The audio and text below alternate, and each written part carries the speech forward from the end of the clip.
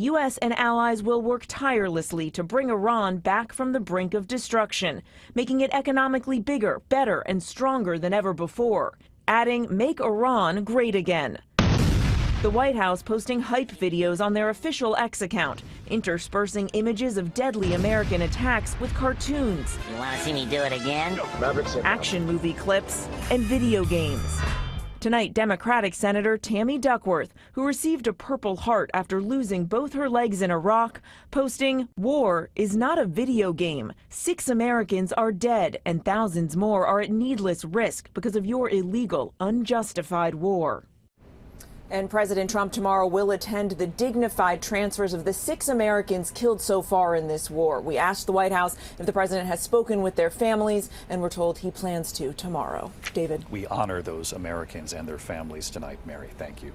We're also tracking the surging price of oil, the highest weekly price increase ever. There's news tonight on American jobs. The U.S. losing 92,000 jobs last month. The stock market tumbling this week on the news. The Dow dropping 453 points today alone. The Nasdaq and S&P 500 down as well.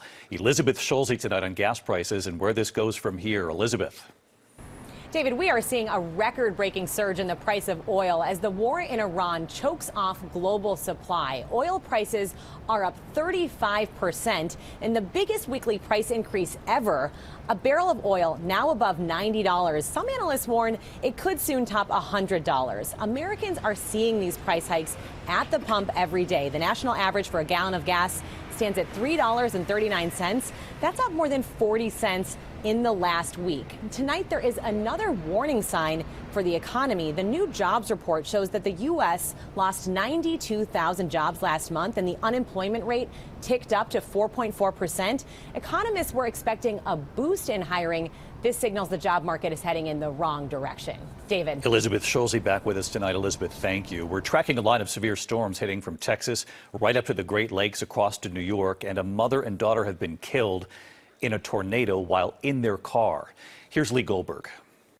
Oh, Menard's roof just blew off. Tonight, dangerous storms targeting the heartland for the 3rd night in a row.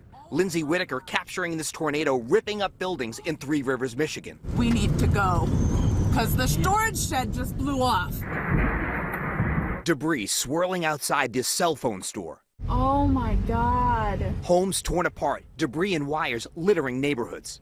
Overnight, northwest of Oklahoma City, first responders spotting this giant funnel lit up by lightning. Daylight revealing deadly destruction. Authorities say 2 people were inside this vehicle when it was hit by a tornado near Fairview, Oklahoma.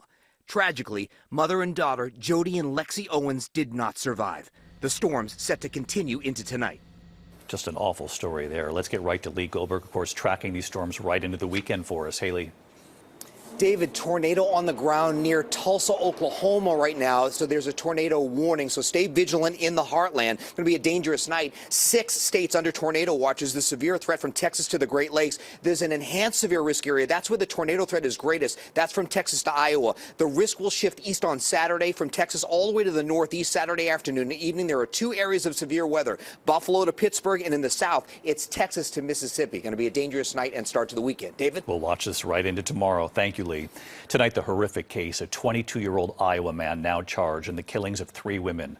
1 woman in her home while she was watching TV, 2 others, an aunt and her niece. They were about to go hiking. Tonight, police here on why he says he did it. Here's Melissa Adon.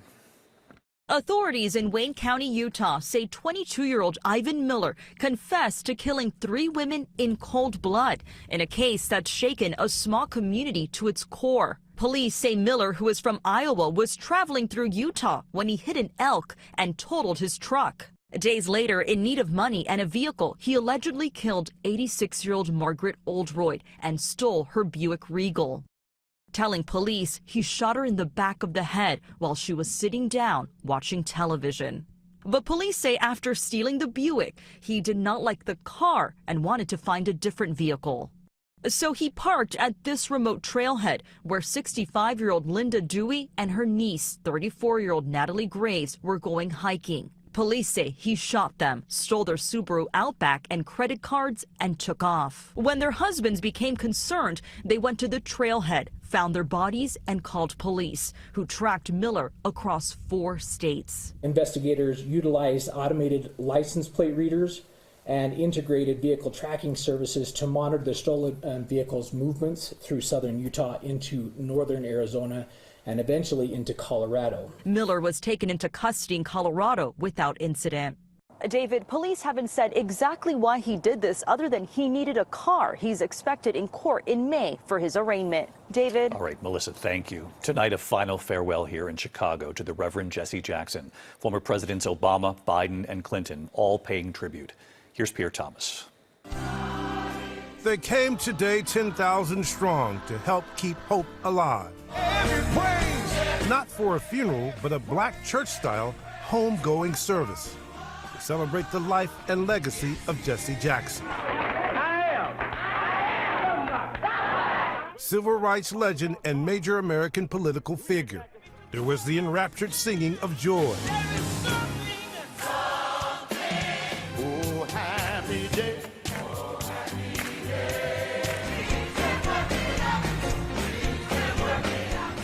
The man who was the bridge between Martin Luther King Jr. and Barack Obama, whose run for the presidency in the 1980s paved the way for the push for diversity in American politics. He invited us to believe in our own power to change America for the better. And Obama made clear that without Jesse Jackson, there would be no Obama presidency. He paved the road for so many others to follow. He was talking about everyone who was left out, everyone who was forgotten, everyone who was unseen. The man known as a country preacher honored today not just by Obama, but 2 other presidents, Bill Clinton. I'm here more as a friend than a former president. He was my friend when I needed it. And Joe Biden. He changed history in ways numerous and profound. And former Vice President Kamala Harris. Well done, good and faithful servant. Well done. Thank you. For those who remember Jackson, that clarion voice for justice will never be silenced. David? Pierre Thomas back with us again tonight. Thank you, Pierre. When we come back here, news tonight in the Nancy Guthrie disappearance. Authorities are back in Guthrie's neighborhood tonight, going door to door, and what they're now asking the neighbors. Also, this deadly plane crash today right onto a golf course, what we've learned. And you have to see this on a Friday night. March Madness has come early.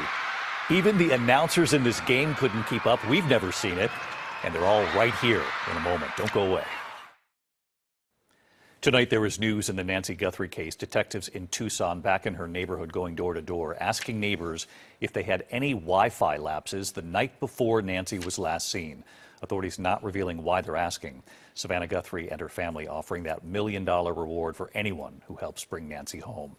When we come back tonight, there's been a deadly plane crash right onto a golf course. And later here, the stunner. The announcers couldn't even keep up, and we've never seen anything like it. To the Index tonight, one person was killed when a small plane crashed onto a golf course in Albuquerque. The pilot was attempting an emergency landing. 2 people on board, 1 died, the other in critical condition.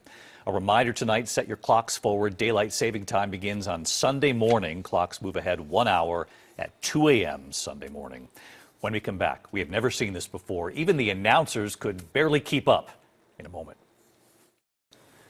Finally tonight here, her name is Ava, and she's a star in Iowa, and she's our Person of the Week. Tonight in Grimes, Iowa, just outside Des Moines, the whole town cheering after this jaw-dropping ending to the high-stakes high school girls basketball game. You have to see it to believe it.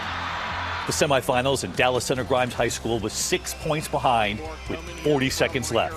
Sophomore Ava Smid, it's what they're calling perhaps one of the greatest endings ever to a basketball game in Iowa. Ava, number 12, scoring. Good off the glass. Then just a few seconds later, they do go for the quick 2. Ava again. And incredibly, watch this. It continues to run, and they turn it over. Smid for 2 more. She scores. Again. The game now tied, and Ava's not done. And she scores. Oh my mercy! What just happened? The announcers, the crowd, everyone couldn't believe it. Ava Smid with 4 baskets in a row and her team winning. Right after the game, Ava modest, and in disbelief herself. I somehow got the ball and scored every time. If we believe in each other and we stick through it, then we'll pull this game out with a win, and that's what we were able to do. And right here tonight, Ava. Hey, David, this is the Mustangs, and we're coming to you live from Grimes, Iowa. Hi, David! Ava and her team, the Mustangs, telling us this just shows that we can never, ever give up, especially with 40 seconds left. Their championship game tomorrow. Roll Stags! And so we choose Ava and the Mustangs. Good luck. I'll see you Monday. Good night.